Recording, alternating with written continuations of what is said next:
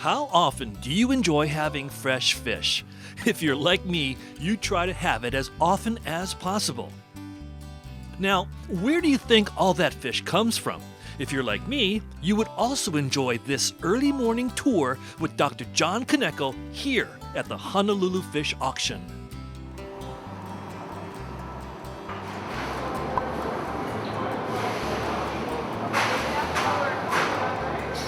Good morning, I'm John Kaneko, and Hawaii is, we're really blessed with very important fisheries, open ocean fisheries that we have here, primarily for tunas, swordfish, and all of the associated catch. So we have the anchor business would be the auction, which is where about 90% of all of our commercial fish landed in Hawaii goes through these doors. So single door, very concentrated, which means that we can monitor what kind of, monitor the catch directly. We know exactly what is coming off the boats, how many trips are being taken, and that information that is collected is shared with the federal government to make sure they know exactly how much fish this fleet is catching. The reason we talk about long lining so much, so long line fishing vessels produce about, again, 90% of all our commercial fish landings here in Hawaii. But I'll tell you what, long lining across the country, across the world, is not created equal. Some people do a good job, others don't. And it's all based on how you're setting the gear and what kind of gear are you using. For tuna fishing in Hawaii, 20% of all of our fishing effort carries a federal observer. With our swordfish trips, it's 100%. Every one of our boats is a mandatory measure that they carry vessel monitoring systems. First fleet in America, in the United States, to have vessel monitoring systems. Mandatory. What else? Our sea turtle interactions have been reduced by over 90% from the old days, and that was a very simple fix. They changed from J-shaped hooks like this to circle hooks. Circle hooks have the point of the hook pointing back to the shaft. So big gape circle hooks as opposed to J hooks, and they changed from squid bait to mackerel bait. Anybody have any idea why would that be effective? They got a turtle, they stick them in a swimming pool on the dock, they dangle different types of hooks and different types of baits. They put the fish bait in there, and the turtle comes up, he grabs the fish bait, sucks it right off the hook, and keeps on going. Where's my next fish to eat? You dangle the squid in there. Why do fishermen like squid as bait? You can't get it off the hook. You can't pull it off the hook. So the turtle goes up there, and he goes, nah, I can't pull it off, so he swallows it. Simple fix. So they worked out that in about 3 minutes using this videotape, and they go, oh, ding, light bulbs go off. Everybody switch from squid, get on the bait, fish bait. Did that reduce their catch? Because you can't have fishermen convinced that circle hooks and switching off of squid to use that if it hurts their catch rates on tuna.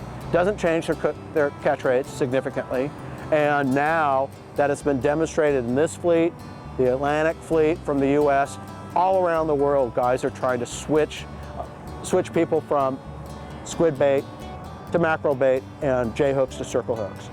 If you want sustainable fish, buy American because of this management system. The question was whether or not, what does sustainable mean? Well, all American fisheries have been operated and managed under the principle of maximum sustainable yield. So these are target numbers that are established by stock assessments by the scientists that determine how much fish is out there left in the water, how much fish are you taking, and what would be a sustainable catch, and what's a sustainable level of fish left in the ocean. Long lining, this fleet, we're very proud of it. In Hawaii, in American fisheries, I'm talking about federal fisheries, the mandate is let the science determine. Now there's a process by which regulations are formulated. But ultimately, it's federal government that looks at the input from fishermen, input from environmentalists, input from any stakeholder, the science, the recommendations for the new regulations. In other words, we think a quota of this is okay. Other guys might say, no, the quota. And these are numbers that are focused on sustaining that population that will now replenish the catch for next year. So that's how we operate. The unique thing that you're going to see here is this auction system. Most places don't have auctions. This is the only fresh tuna auction in the country. So when you're eating sashimi, right, you're eating with your eyes. When you eat Japanese food, it's with your eyes, just like beef.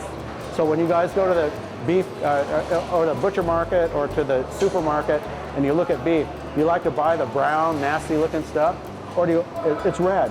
So we're all hardwired to do this, because if we turn the lights down and we serve that to you, most of you would be happy as heck to eat that. You wouldn't know the difference. So yellowfin tuna is going to turn brown before it goes soft, and our bigeye tuna goes soft before it goes brown. So you got good color shelf life on bigeye. The United Fishing Agency has operated this auction since 1952. Here, the fish are sold individually to the highest bidder. Market conditions of supply and demand affect the auction price of the locally landed fish. But at the Honolulu Fish Auction, fishermen with the best fish handling practices at sea are rewarded with better prices for their catch.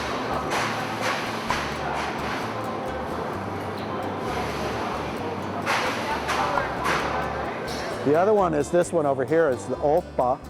And Opah, or moonfish, beautiful fish, but they have super high oil content. So when I talk about public health, for me, if you're looking at just omega-3 fatty acids, this is our top performer. But if you're looking at a standard, let's say 200 milligrams of mixed EPA DHA per day, you eat one meal of this, you're good for 10 days. Other types of fish have much lower levels of omega-3s and would need to be eaten more frequently to get the same nutritional benefits. I got a question on the long lining. How many hooks did you say they let out there? About 2,500 to 3,000 hooks. 3,000 hooks. What's the catch rate? Catch rate on 3,000 hooks? About 1%. This board is what we use to record how many fish are coming in today. So today there were 4 longliners. These are in thousands of pounds.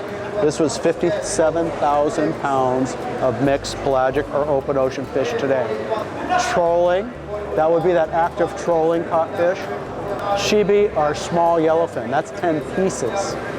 Small yellowfin. Aku is skipjack, 3 pieces. These are bottom fish, onagas, ehus, opakapaka, kalikali, hogos. As you can tell, there is so much more to see and so much more to learn from a visit here at the fish auction. And the best way to get your own personal tour is with John, who can be reached at the Hawaii Seafood Console. Don't go away, much more on the Fishing Show right after this.